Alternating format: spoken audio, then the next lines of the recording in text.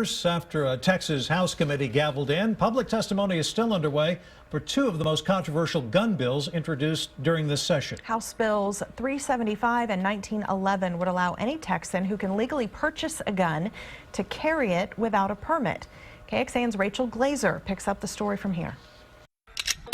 Turns out criminals do not obey any of the laws. The author of House Bill 375, Representative Jonathan Stickland, says the state-issued gun permits do more harm than good. We believe that an armed society is a safer society, and we think that we ask too much of the police right now and that people need to take responsibility for themselves. Known as the Texas Constitutional Carry Act, HB 375 would make licenses for both open and concealed carry optional, along with the safety training that's currently required. We believe in the notion of personal responsibility.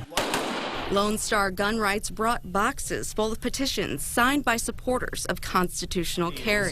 Nearly 80,000 petitions. The group's co-founder says the bill would save lives. Opponents argue the opposite. 375. The leader of Texas Gun Sense, Andrea Brower, says the proposals for permitless carry don't make any sense. It's dangerous, they're not trained, they don't have the experience, and it will make life confusing for law enforcement. The leader of the largest police group in the state, the Combined Law Enforcement Agency of Texas, is signed up to speak against HB 375 and the similar proposal, House Bill 1911. The group is concerned the proposals would remove the safeguards of training and licensing. Stickland says he's confident if the bill goes to vote, constitutional carry will pass on the House floor. There's not enough Republicans who could vote against it. Rachel Glaser, KXAN News.